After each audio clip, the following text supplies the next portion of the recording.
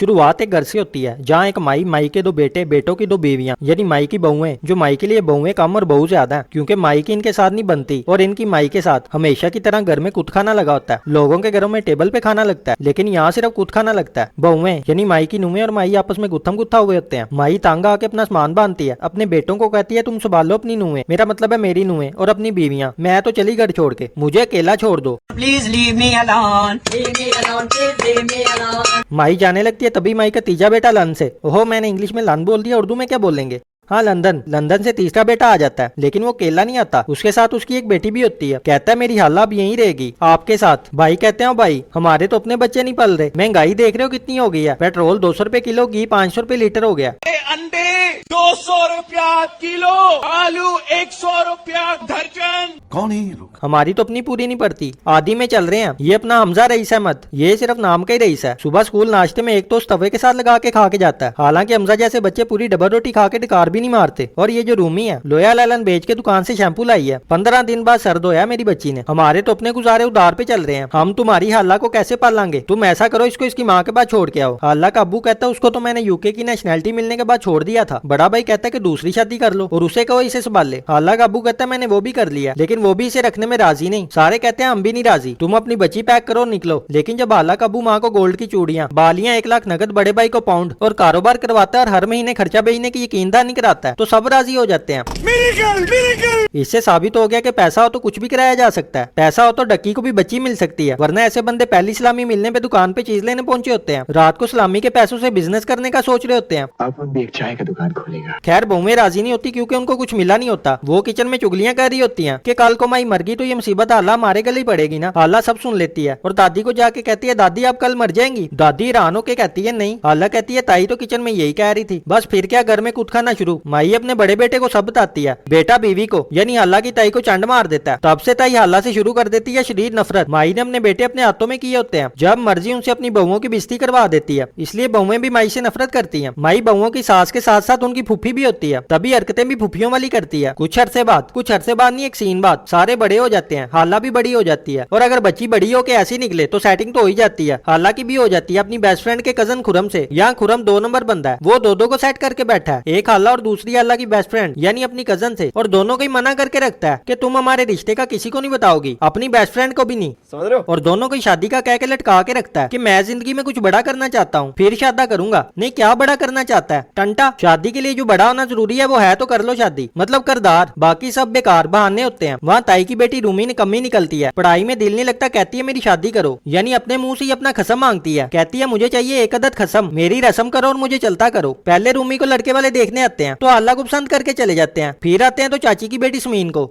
मेरा तो इतना लाइफ खराब हो गया है, इतना लाइफ खराब हो गया है मेरा। ताई कहती है सुमीन का रिश्ता तो हमजा से तय है बचपन से, जिस पे दादी तब के कहती है हमजा की दुल्हन तो बनेगी मेरी हाला इंशाल्लाह। ताई कहती है आपने सोच भी कैसे लिया कि मैं अपने हमजा की शादी हाला से करूंगी, मैं हाला से शदीद नफरत करती हूँ, आपको इस बात का पता है। जिस पे दादी कहती है मेरा पोता मेरी पोती, तुम कौन होती, बेटे कौन है तू। ताया रईस अपने बेटे की शादी किसी अमीर खानदान में करना चाहता है। दादी और चाचा वाहिद हैं जो हाला से मोहब्बत करते हैं। वहाँ हाला खुरम से डेट पे होती है तो खुरम के दोस्त वहाँ पहुंच जाते हैं। खुरम वहाँ से हाला को अकेला छोड़ के फरार हो जाता है। हाला को बहुत बुरा लगता है। हाला खुरम को कहती है मेरे माँ बाप ने भी मुझे ऐसे ही अकेला छोड़ा था। वहाँ खुरम की मिलंगनी हाला की बेस्ट फ्रेंड और अपनी कजन से तय हो जाती है, जिस कजन के घर खुरम और उसकी माँ रहते हैं। ताया घर के रफड़ों से तांगा आके बाहर नफीस को फोन करता है कि अपनी हाला को आके लेके जाओ, लेकिन नफीस बाहर से 50 लाख भेज देता है कि हाला की शादी करके इसे फारिग करो। ताया अपने एक मुलाजिम नवीद से हाला का रिश्ता तय कर देता है और हाला समरीन को सब बता देती है कि मैं हमजा को पसंद नहीं करती, किसी और को करती हूँ। और समरीन आगे माँ को सब बता देती है और माँ आगे सबको। ऐसे हाला रंगे हाथों पकड़ी जाती है। ताई खुरम को घर बुला के झूठ बोलती है कि तुम्हारी मिशूक की शादी मेरे हमजा से हो रही है, हाला तुमसे झूठी मोहब्बत करती है, वो तो बचपन से झूठी है। हाला वहाँ अपनी दोस्त के घर जाके सब बता देती है कि मैं खुरम से मोहब्बत करती हूँ। वो धक्के शक्के दे के हाला को घर से बाहर फेंकते हैं। वहाँ पे खुरम भी आ जाता है, वो भी हाला को झूठी कह के भगा देता है और खुरम का खालू उसको और उसकी माँ को घर से बाहर फेंक देता है। कहता है तुम दो के साथ सेटिंग करके बैठे थे। बहुत तेज हो रहा है।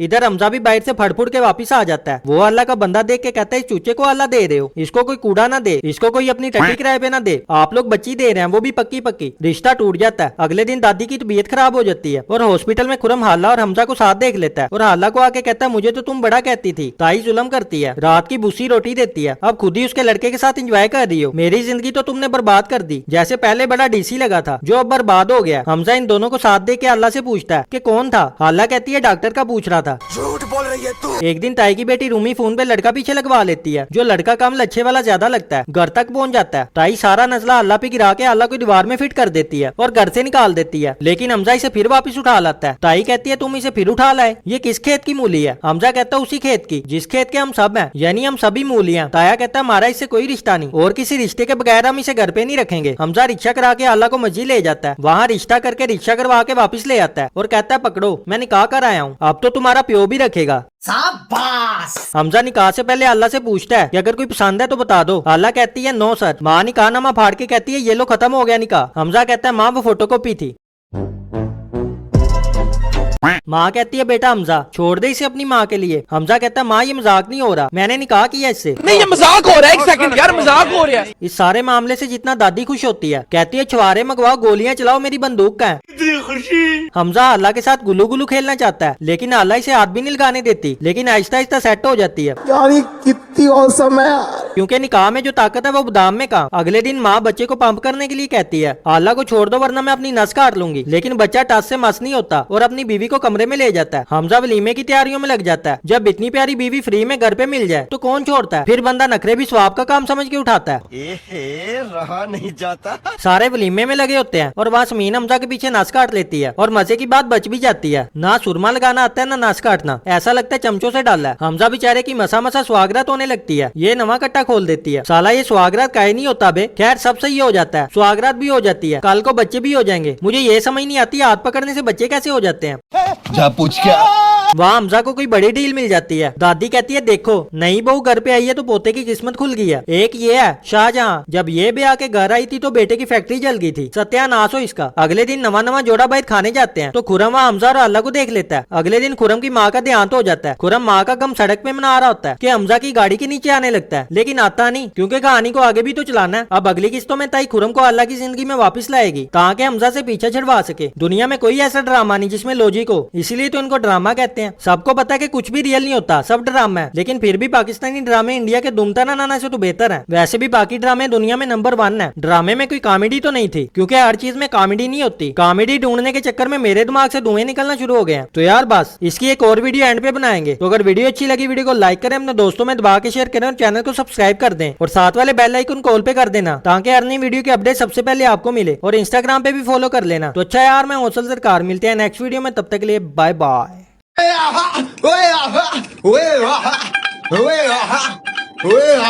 सोना गाना मेरा गाना सोना मेरा गाना सोना मेरा दिमाग हिंदू तेरा कड्डो बाहर नू जे घर ना मुकाबला ते बड़ा बैली दसे जेड़ा सोला कड्डो बाहर बाहर